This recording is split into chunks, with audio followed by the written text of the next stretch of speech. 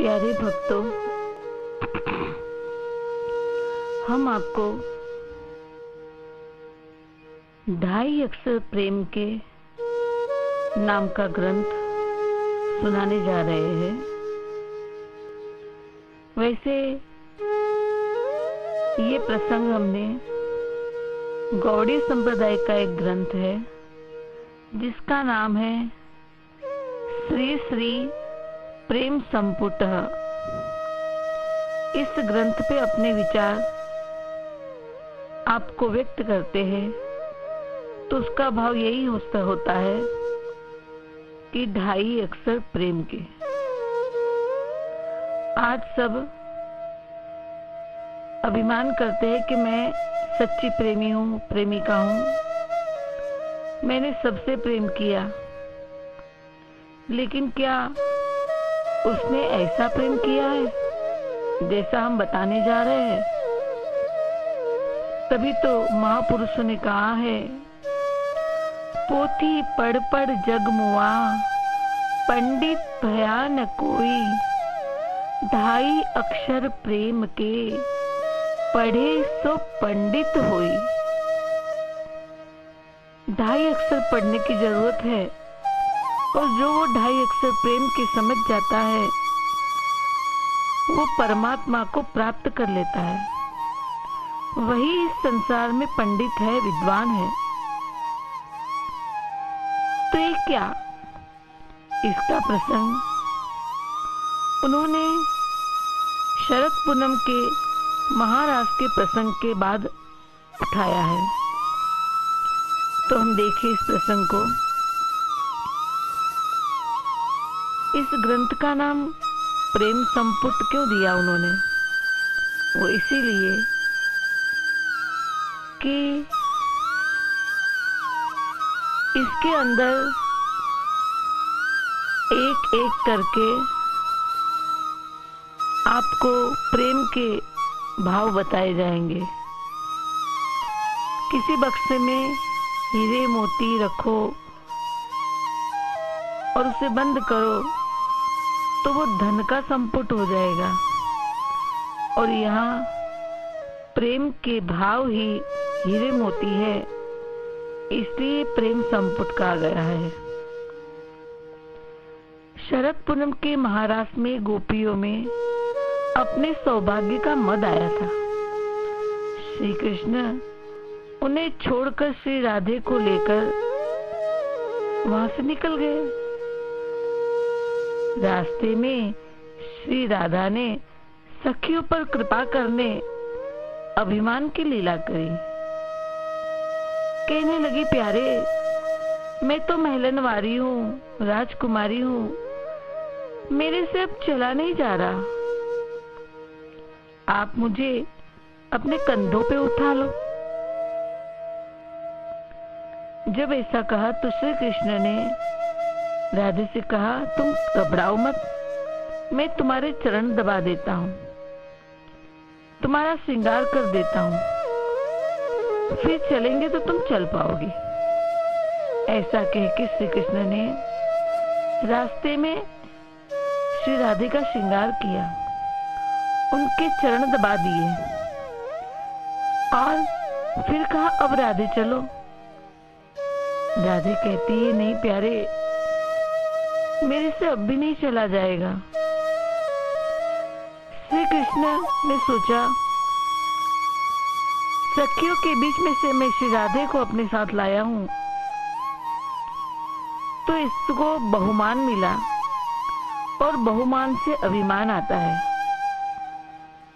और इसलिए श्री राधे से कहा, आओ श्री राधे, इस पेड़ की डाली को पकड़ो और मेरे कंधे पे लटक जाना।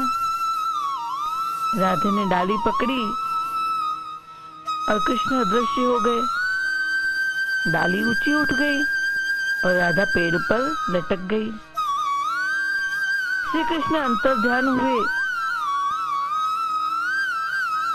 और सखिया रोती रोती उन दोनों को खोजती हुई किशोरी जी की रोने की आवाज सुन के उस दिशा में आई और देखा तो किशोरी जी पेड़ पे लटक रही है और क्रंदन कर रही है।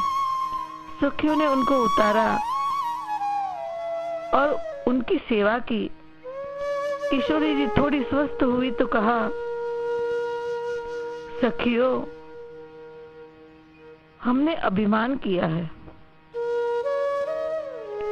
अभिमान और प्रेम दोनों साथ नहीं रह सकते। अतः जहाँ प्यारे रूठे उसी यमुना पुलिन चलो और अभिमान रहित होकर पूर्ण समर्पण के साथ उन्हें वहां पुकारो। सभी सखियां श्री राधा जी का भाव देख के अपनी गलती समझ गई और कहने लगी, चलो सब मिलके यमुना पुलिन पे आई। यहाँ गोपियों ने क्रंदन करते हुए श्री कृष्ण को पुकारा। उसी को गोपी गीत कहा गया। वहां गोपी गीत का प्रकाश हुआ। उसके बाद श्री कृष्ण प्रकट हुए। रूठी गोपियों को राधा को मनाया।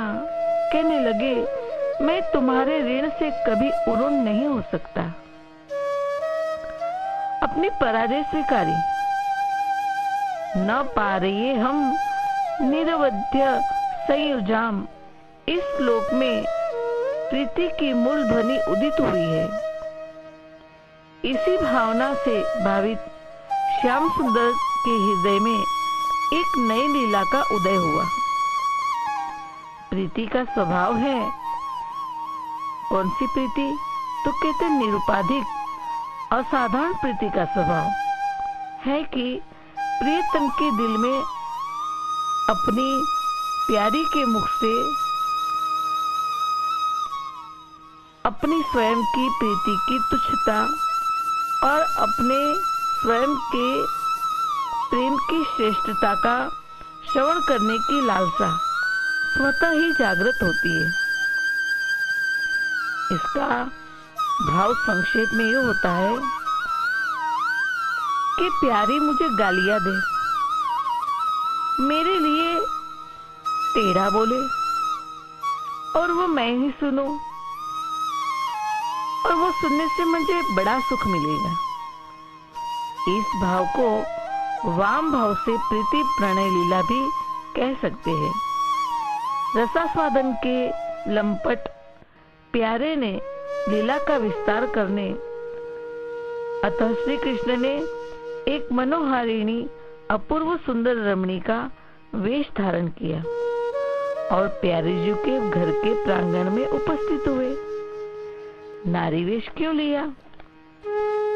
तो कहते हैं, एक तो श्री राधे भक्ति महारानी है, वहां अभिमान का प्रवेश नहीं, अतः समर्पण का भाव नारी का स्वभाव होने से नारी रूप धारण किया है। दूसरी बात, स्त्री स्त्री के पास अपना दिल खोलती है, अतः नारी रूप लिया है। स्त्री कभी स्त्री पर मोहित नहीं होती, पर अपने से भी अधिक सुंदर स्त्री लगे तो स्त्री का भी चित्त आकर्षित होता है, अतः अपूर्व सुंदर मनोहारिणी रमणी बने हैं।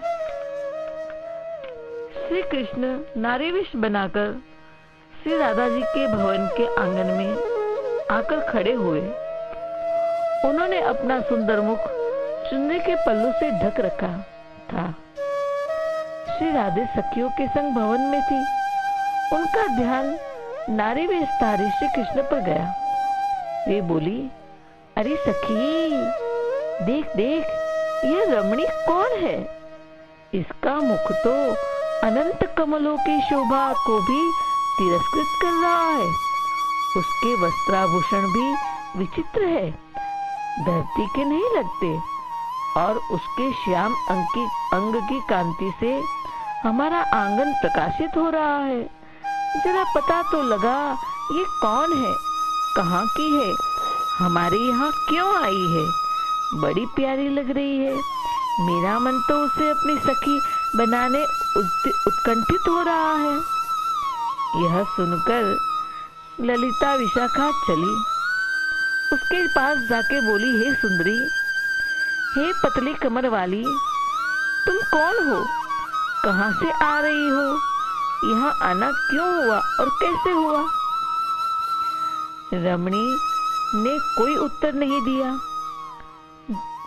ये देखकर श्री राधे जो स्वयं उठ के आई और पूछा, हे सुंदर मुख वाली, तुम कौन हो? तुम्हारी इस सुंदरता ने हमारे मन का हरण कर लिया है। क्या तुम देवलोक से आई हो? लेकिन रमणी मौन रहे।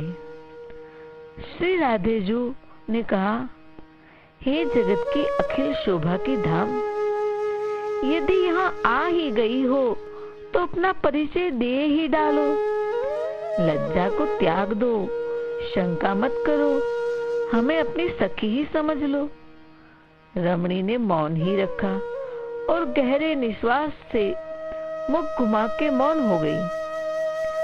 राधा जो करुणामयी कृपामयी है, उन्होंने कहा, सखी, अन्य सखियों से कहा, ऐसी अदा तो जब हृदय में वेदना हो तभी होती है। तुम अपना ये मुख कमल मुरझाने मत दो। अपनी वेदना को हमारे सामने विश्वास पूर्वक कहो।